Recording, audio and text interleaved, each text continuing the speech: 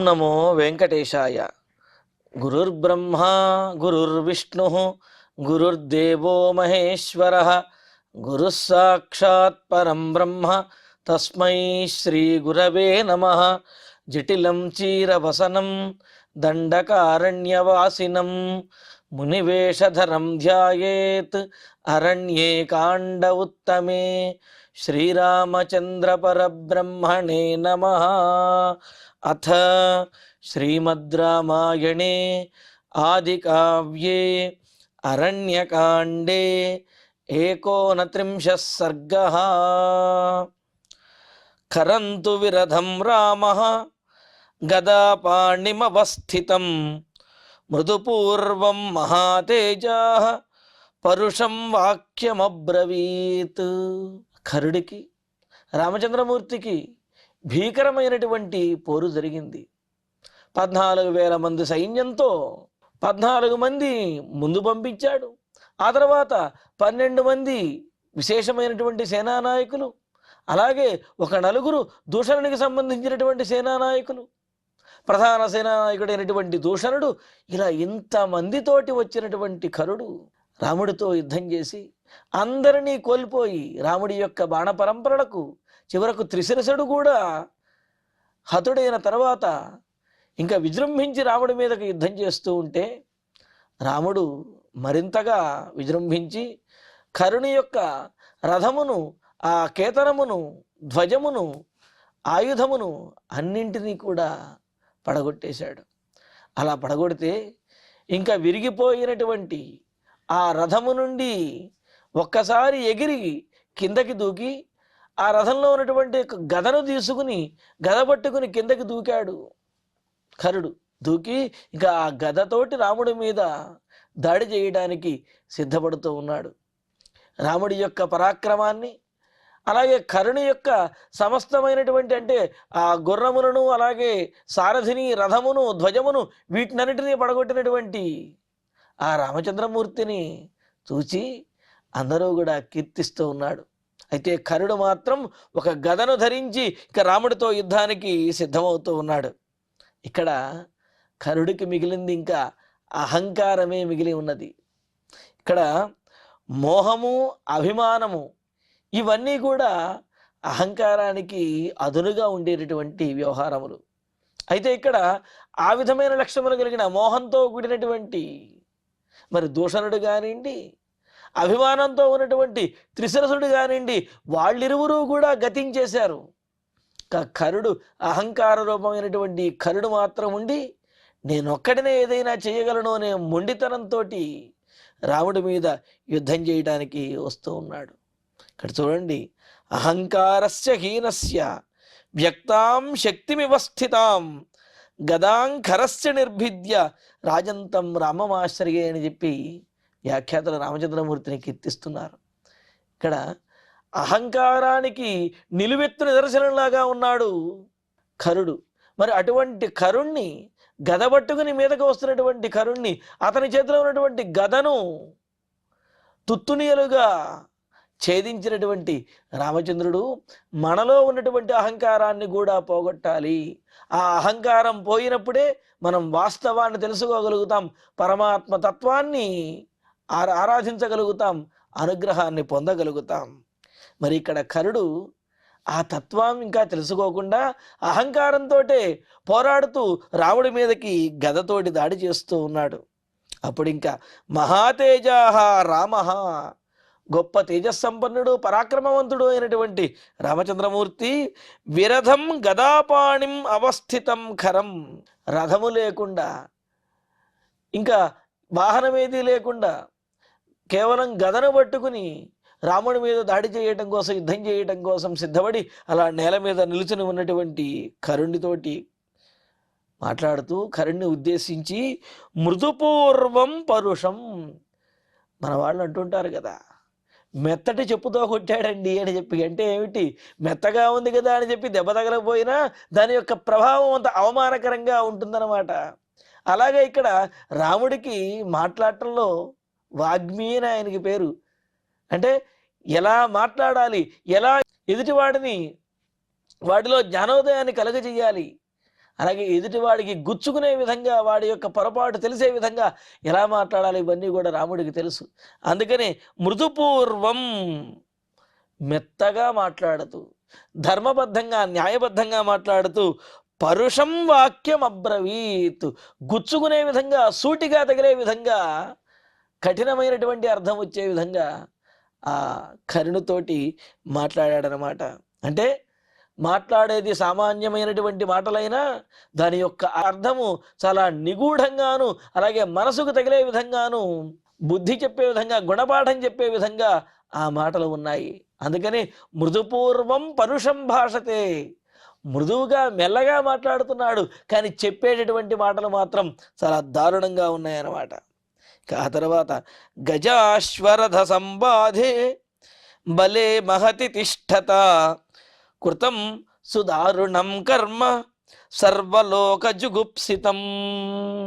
ఖరా, నీవు ఏనుగులతోటి, గుర్రములతోటి, అనేకమైనటువంటి రథములు, వాహనములతో కూడినటువంటి సైన్యంతో ఉండి నాకింకా తిరుగులేదు అనే భావనతోటి, అహంకారంతో చేయకూడనటువంటి పనులు ఎన్నో నువ్వు చేశావు అని అంటూ గజాశ్వ రథ సంబాధే, గజములతో, అశ్వములతో, రథములతో, పదాతి దళములతో, అలాగా అనేక రకాలైనటువంటి బలములతో ఉన్న మహతి బలే, గొప్ప సైన్యంతో ఉన్నటువంటి నీవు తిష్టత సర్వలోక జుగుప్సితం సుదారుణం, అన్ని లోకాలలో ఉన్నటువంటి, ఏ లోకంలో ఉన్నవారు కూడా సమర్థించినటువంటి, ఎవరైనా సరే జుగుప్సాకరంగా చూసేటటువంటి సుదారుణం, చాలా దారుణమైనటువంటి కార్యాలను కర్మ కృతం, అటువంటి దారుణమైనటువంటి కార్యాలు నీ చేత చేయబడ్డాయి.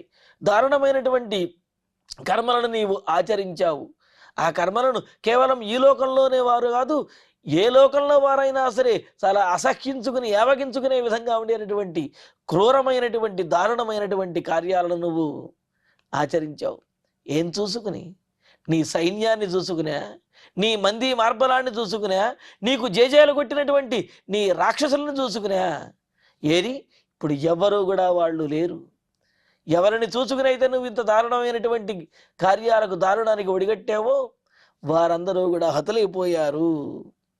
అయితే ఇక నిన్ను శిక్షించడం ఒక్కడే మిగిలి ఉన్నది అని అంటూ ఉద్వేజనీయో భూతానాం నృశంస పాపకర్మకృత్ త్రయాణమపి లోకానాం ఈశ్వరోపి న తిష్టతి. ఇంకా మృదుపూర్వం పరుషం అని అన్నారు కదా, మెల్లగా చెబుతూనే చెప్పదలుచుకున్న విషయాన్ని కఠినంగా చెప్పాడనమాట. అక్కడ ఉద్వేజనీయ,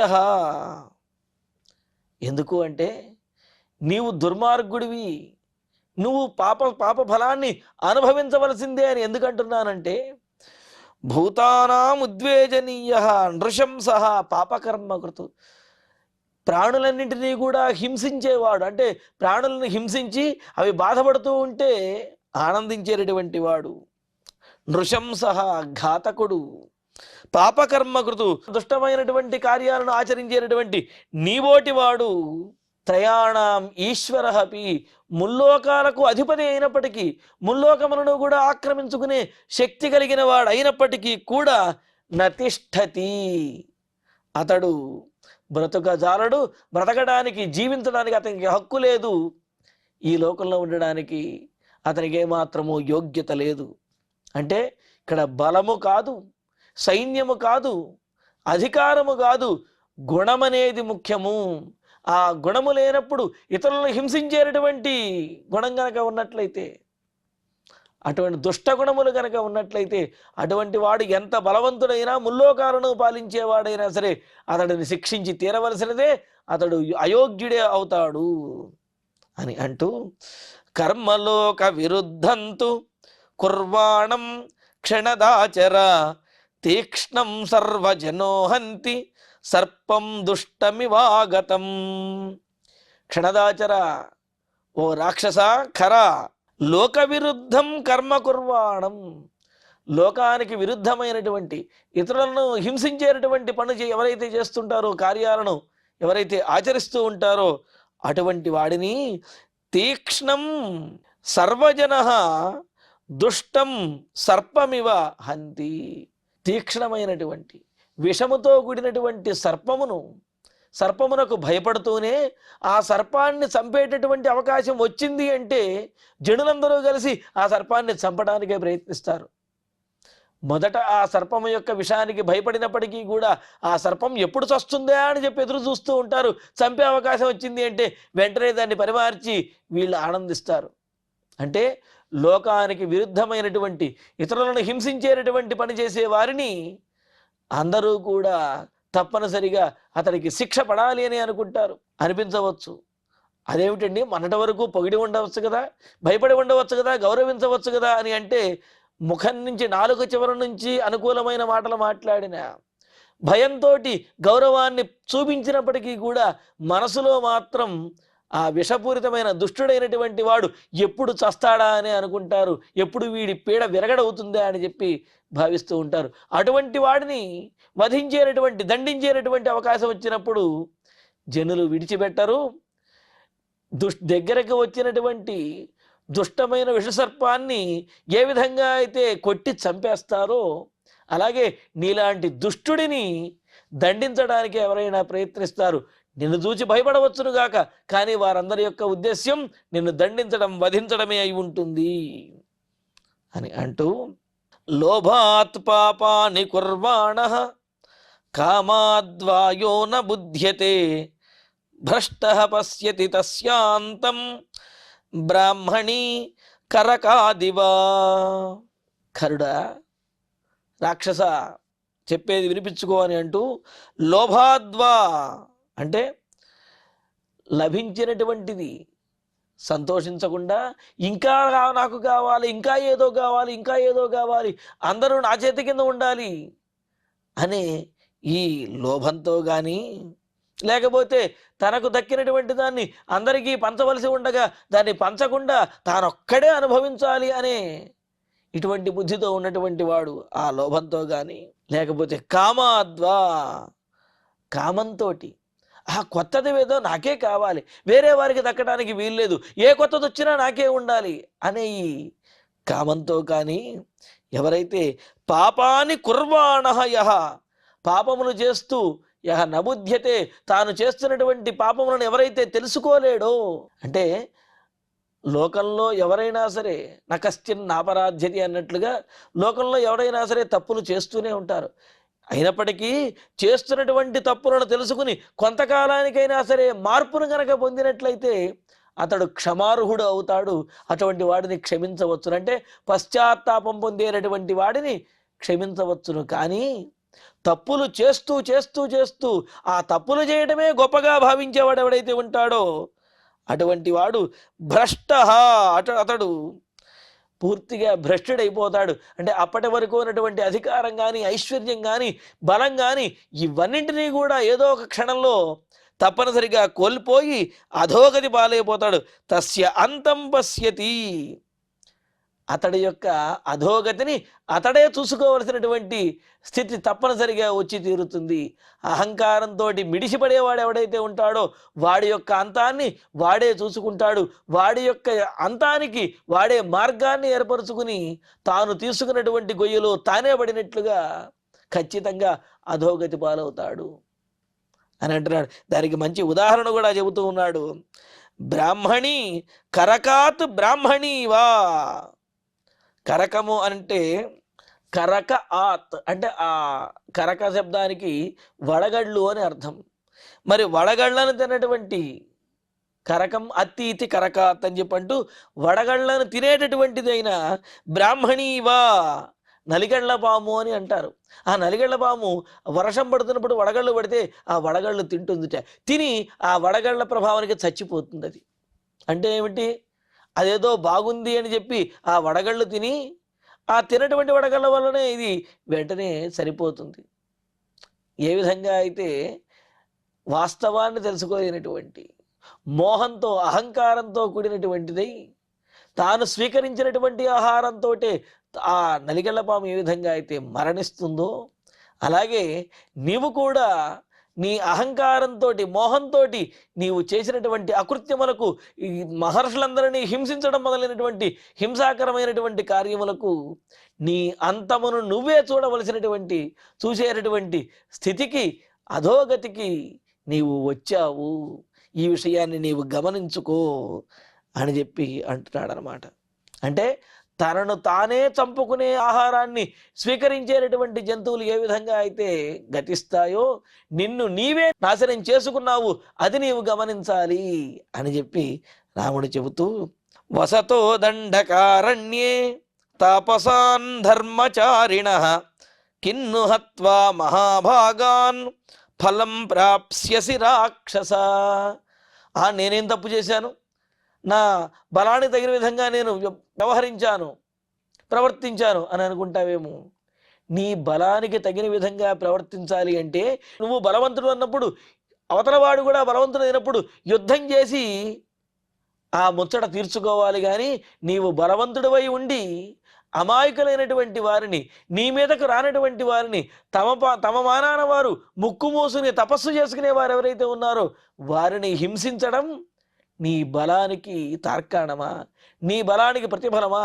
నీ బలాన్ని వారి మీద నువ్వు చూపించేది అని అంటూ, ఎన్ని దారుణములు చేశావు అని అంటూ, నువ్వు చేసిన పాపాలు చెబుతాను అని అంటూ, దండకారణ్యే వసతః ధర్మచారిణః, ఈ దండకారణ్యంలో నివసిస్తున్నటువంటి ధర్మాత్ములైనటువంటి వారు ఎవరైతే ఉన్నారో అటువంటి మహాభాగాన్, గొప్పవారు, పుణ్యాత్ములు ఎవరైతే ఉన్నారో అటువంటి వారు, తాపసాన్, తపస్సంపన్నులు. అంటే ఎటువంటి ప్రాణికి కూడా హాని కలిగించకుండా పూర్తిగా జీవహింసను పక్కన పెట్టేసి పరమాత్మ యందు మనస్సు లగ్నం చేసి ధ్యానములో, తపస్సులో నిమగ్నమై ఉంటూ ఉండేవారు. అటువంటి వారిని నువ్వు హింసించేది. అటువంటి వారిని హత్వా, చంపి కిన్ను ఫలం ప్రాప్స్యసి, పోనీ వారిని చంపి నువ్వు పొందినటువంటి ఫలం ఏమిటి? నువ్వు పొందినటువంటి ఆనందం ఏమిటి? తాపసులు, సాధువులు హింసపడుతూ ఉంటే, వాళ్ళు విలువలలాడుతూ ఉంటే అది చూచి నీవు ఆనందించావే, ఇంతకంటే దారుణం ఇంకేమైనా ఉంటుందా? కావున వారందరినీ చంపినటువంటి ఫలం ఏదైతే ఉందో, దుష్ఫలం, దాన్ని నువ్వు తప్పనిసరిగా అనుభవించి తీరుతావు. అంతేకాదు, దానికి ఫలమేమిటో తెలుసా? అంతమందిని క్రూరంగా చంపినటువంటి నిన్ను అంతే క్రూరంగా వధించడమే నీవు అనుభవించేటటువంటి శిక్ష అని రాముడి విధంగా అంటూ, నచిరం పాపకర్మాణః క్రూరా లోకజుగుప్సితాః ఐశ్వర్యం ప్రాప్య తిష్టంతి చీర్ణమూలా ఇవ ద్రుమాః. అయితే అనవచ్చు, అదేంటండి, ఈ లోకంలో చాలామంది పాపాత్ములు చాలా సంపన్నులుగాను, అదేవిధంగా సుఖంగా జీవించే వాళ్ళు ఎంతోమంది ఉన్నారు కదా, మరి పాపం చేసిన వాళ్ళందరూ కూడా శిక్షణ అనుభవిస్తూ బాధపడుతూ ఉండాలి అంటే మరి పాపాత్మలు ఎంతోమంది సుఖంగా ఉన్నారు, వారి పరిస్థితి ఏమిటి అని అంటే, దానికి కూడా చక్కటి మాట చెబుతూ ఉన్నాడు. పాపకర్మాణః, పాపములు చేసేవాళ్ళు ఎవరైతే ఉన్నారో వాళ్ళు లోక జుగుప్సితాః, లోకంలో ఉన్న వారందరి చేత కూడా ఏవగించబడి, అసహ్యించుకోబడి, క్రూరాహ, హింస చేస్తున్నటువంటి వారు ఎవరైతే ఉన్నారో వాళ్ళు ఐశ్వర్యం ప్రాప్య, మొదట వారు ఐశ్వర్యాన్ని పొందవచ్చును. కానీ ఆ ఐశ్వర్యాన్ని పొందిన తర్వాత శీర్ణమూలాహ ద్రుమాహ ఇవ, వేళ్లతో పాటు పెకలించి పడవేసినటువంటి పెద్ద చెట్టు వలె వాళ్ళు అలాగా అధోగతి పాలైపోతారు. అంటే అలంకృత్య శిరచ్ఛేదము అని చెప్పి, ఎత్తుకు తీసుకువెళ్ళి పడేయటము అని చెప్పి అంటుంటారు కదా. అలా అంటే పర్వతాగ్రం మీదకు తీసుకువెళుతున్నాడు కదా అంటే, అబ్బో వాడిని ఉన్నతమైనటువంటి స్థితికి తీసుకువెళ్తున్నారు అనుకుంటే అది పొరపాటు. ఆ పర్వతాగ్రం మీద నుంచి పడదోసినప్పుడు, లేకపోతే ఆ పర్వతాగ్రం మీద నుంచి పడ్డప్పుడు అసలు విషయం అనేది తెలుస్తుందన్నమాట. అలాగే ఇక్కడ పాపం చేసినటువంటి వారు మొదట ఐశ్వర్యంతో, సుఖంతో ఉన్నప్పటికీ కూడా వాళ్ళు ఆ ఐశ్వర్యం అంతా కూడా కోల్పోయి, మొదలు ఛేదించినటువంటి వేరుతో పాటుగా నరకబడినటువంటి వృక్షము ఏ విధంగా అయితే పడిపోతుందో, అంటే పడితే మరలా ఉజ్జీవనం కానీ, లేకపోతే మరలా మొలకెత్తడం కానీ, బ్రతకటం కానీ ఇంకేం ఉండదు, ఇక పడితే పూర్తిగా అధోగతి పాలవటమే అనమాట. అలాగా పాపాత్మల యొక్క స్థితి ఆ విధంగా ఉంటుంది. కావున లోకంలో ఎవరో పాపాత్ములు సుఖపడుతున్నారో లేకపోతే సంపదలతో ఉన్నారు అని చెప్పి అనుకోనవసరం లేదు. వారికి తగినటువంటి శిక్ష భగవంతుడు వారికి విధించి తీరుతాడు. కావున పాపములు చేసేటప్పుడు ఖచ్చితంగా శిక్ష ఉంటుంది అనే విషయాన్ని గుర్తుపెట్టుకుని ఆ పాప ప్రవృత్తి నుండి బయటకు రావటం, పుణ్య ప్రవృత్తిని ధర్మపరమైనటువంటి అలవాటు చేసుకోవటం ఇది ముఖ్యము తప్ప పశ్చాత్తాపం లేకుండా చేస్తున్నటువంటి తప్పుని గ్రహించకుండా అలా జీవితాంతము తప్పులు చేస్తూ ఉంటే మాత్రం దానిని తరువాత జన్మలో కూడా తప్పనిసరిగా అనుభవించవలసి వస్తుంది. ఇంకా చెప్పాలి అంటే ఎక్కువగా చేసినటువంటి పుణ్యపాపాలకు శిక్ష ఈ జన్మలోనే అనుభవించవలసి వస్తుంది అని అంటున్నారు. అందుకనే ఐశ్వర్యం ప్రాప్య శీర్ణమూలాహ ద్రుమాహ ఇవ చిరం నతిష్టంతి. వాళ్ళు పొందే సుఖం కానీ లేకపోతే వాళ్ళ దగ్గర ఉన్నటువంటి ఐశ్వర్యం కానీ, ఇవన్నీ పాపాత్మల వద్ద ఉండే ఐశ్వర్యం అది స్థిరమైనటువంటి ఆనందాన్ని ఇచ్చేది కాదు. అది వారినే కృంగదీస్తుంది, అధోగతి పాలు చేస్తుంది అని అంటున్నాడు. అలాగే పూర్వజన్మలో చేసినటువంటి పాపముల యొక్క ఫలాన్ని అనుభవించవలసి ఉంటుంది. కావున మరీ ఎక్కువగా చేసినటువంటి వాటికి మాత్రం వెంటనే అనుభవించవలసి వస్తుంది. ఆ విధంగా నీవు చేసినటువంటి పాపములకు శిక్షను నీవు అనుభవిస్తావు ఖరా అని చెప్పి అంటూ, అవశ్యం లభతే జంతు ఫలం పాపస్య కర్మణ ఘోరం పర్యాగతే కాలే ద్రుమాః పుష్పమివార్తవం. ఎలాగైతే కాలే ప్రాప్తే ద్రుమాః ఆర్తవం పుష్పమివ, ఆయా కాలము వచ్చినప్పుడు ఆయా వృక్షములు ఆయా పుష్పములను ఏ విధంగా అయితే పుష్పిస్తాయో, అంటే ఆ ఋతువు వచ్చే వరకు ఆ పుష్పములు ఆ చెట్టుకి రావు. అంతే కదా అని చెప్పి ఇక ఈ చెట్టు ఎప్పుడు కూడా పుష్పించదు అని అనుకుంటే పొరపాటు. ఆ సమయం వచ్చినప్పుడు ఆ చెట్టు ఖచ్చితంగా పుష్పించి తీరుతుంది. ఏ విధంగా అయితే ఆయా కాలములను ఆ ఋతువులను బట్టి వృక్షములను తాము పుష్పించేటటువంటి పుష్పములను అందిస్తాయో పుష్పింప చేస్తాయో, అదేవిధంగా జంతువు ప్రాణులు తాము చేస్తున్నటువంటి పాపాలకు తగినటువంటి ప్రాయశ్చిత్తాన్ని కాలే పర్యాగతే ఘోరం పాపస్య కర్మణ ఫలం, సమయం వచ్చినప్పుడు తాము చేసినటువంటి ఘోరములకు పాపములకు కూడా ఘోరమైనటువంటి ఫలాన్ని తప్పనిసరిగా అనుభవించి తీరుతారు. ఇందులో సందేహమేమీ కూడా లేదు. ఏ ఋతువులో పూసేటటువంటి చెట్లు ఆ ఋతువులో పూలు పూసినట్లుగా ఎప్పుడు ఎవడు పాప ఫలాన్ని అనుభవించాలో వాడు అప్పుడు ఆ పాప ఫలాన్ని తప్పనిసరిగా అనుభవించి తీరుతాడు. కానీ తప్పించుకునేవాడు ఎవడో కూడా ఉండడు. ఏదో విధంగా అతడికి ఆ పాప ఫలం అనేది పొందవలసిందే, అనుభవించి తీరవలసినది అని చెప్పి అంటున్నాడు. అంటే కర్మానుభవం నుండి తప్పించుకునే అవకాశం లేనే లేదు అని అంటున్నారు. అందుకనే అంటారు కదా, అవశ్యం అనుభోక్తవ్యం కృతం కర్మ శుభాశుభం. మనం చేసినటువంటి పుణ్యకర్మలకు ఆ సత్ఫలితాలను కూడా మనం తప్పనిసరిగా అనుభవిస్తాము. మనం చేసేటటువంటి పాపకర్మలకు ఆ దుష్ఫలితం ఏదైతే ఉందో దాన్ని కూడా తప్పనిసరిగా అనుభవించి తీరవలసిందే తప్ప తప్పించుకునేటువంటి అవకాశం అనేది లేదు అంటున్నాడు.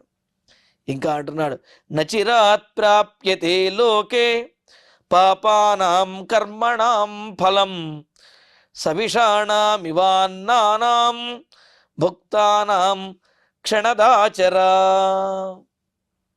ఇంకా మరీ ఎక్కువగా చేసినటువంటి పాపాలు ఏవైతే ఉంటాయో వాటికి ఫలితాన్ని వెంటనే పొందుతారు. దానికి ఉదాహరణ కూడా చెబుతున్నాడు. అజీర్ణే భోజనం విషం అని చెప్పి అన్నారు. అంటే భోజనం గనక అరగకపోయినట్లయితే, అరగనటువంటి భోజనాన్ని గనక తిన్నట్లయితే అది మెల్లగా విషంగా పరిణమించి శరీరం యొక్క ఆరోగ్యాన్ని కృంగదీస్తుంది అని చెప్పి అన్నారు. మెల్లమెల్లగా తగ్గించేస్తుంది ఆరోగ్యాన్ని. మరి నిజంగా విషాన్నే కనుక తింటే ఏం చేస్తుంది? వెంటనే ఆ శరీరాన్ని పడగొట్టేస్తుంది అన్నమాట.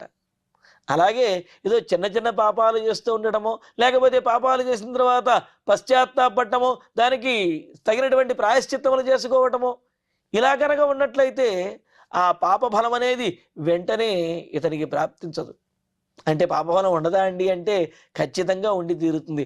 పుణ్యములు చేసినందుకు ఏ విధంగా అయితే పుణ్యఫలాన్ని అనుభవిస్తారో, పాపము చేసినందుకు పాపఫలాన్ని కూడా తప్పనిసరిగా అనుభవించి తీరవలసినదే. దేని దేని ఖాతా దానిదే. దాన్ని అనుభవించి తీరవలసిందే. అయితే దాంతో కొంత ఉపశమనం అనేది కొంత కలగవచ్చును. అలా కాకుండా ఘోరమైనటువంటి పాపములు చేస్తూ పశ్చాత్తాపం లేకుండా ఎవరైతే ఉంటారో దానికి తగినటువంటి ఫలం మాత్రం వెంటనే అనుభవించి తీరుతారు. ఎలాగైతే విషం కలిపినటువంటి అన్నాన్ని తిన్నటువంటి వాడు ఆ విష ప్రభావానికి వెంటనే ఏ విధంగా అయితే పొందుతాడో, ప్రాణములు విడిచిపెట్టేస్తాడో, అలాగే దారుణమైనటువంటి లోక జుగుప్సితమైనటువంటి పాపకర్మలు చేసేవాడు ఆ పాపకర్మల యొక్క ఫలాన్ని అంతే దారుణంగా అనుభవించవలసి వస్తుంది, త్వరగా అనుభవించవలసి వస్తుంది. అందుకనే కదా అంటారు, అత్యుత్కటై పుణ్య పాపై ఇహైవ ఫలమశ్నుతే. మితిమీరి చేసినటువంటి ఆ పాపములకు ఫలాన్ని ఈ జన్మలోనే అనుభవించి తీరవలసి వస్తుంది అని చెప్పి, అలాగే ఎక్కువగా చేసినటువంటి పుణ్యములకు కూడా ఆ ఫలితాన్ని కూడా అనుభవించవలసి వస్తుంది. మరి ఇక్కడ కరుడు మితిమీరి మరి పాపములు చేశాడు కావున ఆ పాపములకు ప్రాయశ్చిత్తము, లేకపోతే ఆ పాపములకు తగినటువంటి ఫలము, ప్రాయశ్చిత్తం ఏమీ లేదు, ఇంకా ఆ తగినటువంటి ఫలం ఏదైతే ఉన్నదో ఆ ఫలాన్ని ఇక్కడే నీవు అనుభవించి తీరుతావు అని చెప్పి అంటూ, అన్నానాం ఫలం ఇవ నచిరాత్ ప్రాప్యతే. అంటే ఎక్కువగా చేసినటువంటి పాపములకు ఫలాన్ని ఎక్కువ కాలమేమీ వేచి ఉండకుండానే త్వరగానే ఆ దుష్ఫలాన్ని పొందవలసి వస్తుంది. అలా నీవు చేసినటువంటి పాపములకు దుష్ఫలితాన్ని నీవు అనుభవించి తీరుతావు. అలా అనుభవించే విధంగా నేనే చేస్తాను, నిన్ను దండిస్తాను అని చెప్పి రామచంద్రమూర్తి ఇంకా కరుణ్ణి సంహరించడానికి సిద్ధపడుతూ ఉన్నాడు. మరి రాముడు ఆ గద ధరించినటువంటి కరుణితో ఏ విధంగా యుద్ధం చేశాడు, ఎలా సంహరించాడు, ఈ విశేషాలను తర్వాతి ప్రవచనంలో తెలుసుకుందాము. ఇక ఇప్పుడు శ్లోకాలను పారాయణ చేసుకుందాము. ఖరంతు విరధం రామః గదాపాణిమవస్థితం మృదుపూర్వం మహాతేజాః పరుషం వాక్యమబ్రవీత్ గజాశ్వరథ సంబాధే బలే మహతి తిష్ఠత కృతం సుదారుణం కర్మ సర్వలోకజుగుప్సితం ఉద్వేజనీయో భూతానాం నృశంసః పాపకర్మకృత్ త్రయాణామపి లోకానాం ఈశ్వరోపి న తిష్ఠతి కర్మలోక విరుద్ధంతు కుర్వాణం క్షణదాచర తీక్ష్ణం సర్వజనోహంతి సర్పం దుష్టమివాగతం లోభాత్ పాపాని కుర్వాణః కామాద్వా యో న బుధ్యతే భ్రష్టః పశ్యతి తస్యాంతం బ్రాహ్మణీకరకాదివా వసతో దండకారణ్యే తాపసాన్ ధర్మచారిణః కిన్ను హత్వా మహాభాగాన్ ఫలం ప్రాప్స్యసి రాక్షస నచిరం పాపకర్మాణః క్రూరా లోకజుగుప్సితాః ఐశ్వర్యం ప్రాప్య తిష్ఠంతి శీర్ణమూలా ఇవ ద్రుమాః అవశ్యం లభతే జంతుః ఫలం పాపస్య కర్మణః ఘోరం పర్యాగతే కాలే ద్రుమాః పుష్పమివార్తవం నచిరాత్ ప్రాప్యతే లోకే పాపానాం కర్మణాం ఫలం సవిషాణామివాన్నానాం భుక్తానాం క్షణదాచర. ఇత్యార్షే శ్రీమద్ రామాయణే ఆదికావ్యే అరణ్యకాండే 39 సర్గే 9 శ్లోకాః. ఇక ఇప్పుడు క్షమాప్రార్థన మంగళాంతంగా ఈనాటి ప్రవచన పారాయణ కార్యక్రమాన్ని పరిపూర్ణం చేసుకుందాం. యదక్షరపదభ్రష్టం మాత్రాహీనంతు యద్భవేత్ తత్సర్వం క్షమ్యతాం దేవ నారాయణ నమోస్తుతే. కాయేన వాచా మనసేంద్రియైర్వా బుద్ధ్యాత్మనా వా ప్రకృతే స్వభావాత్ కరోమి యద్యత్ సకలం వరస్మై నారాయణాయేతి సమర్పయామి. శ్రియః కాంతాయ కళ్యాణ నిధయే నిధయేర్ధినాం శ్రీవేంకట నివాసాయ శ్రీనివాసాయ మంగళం.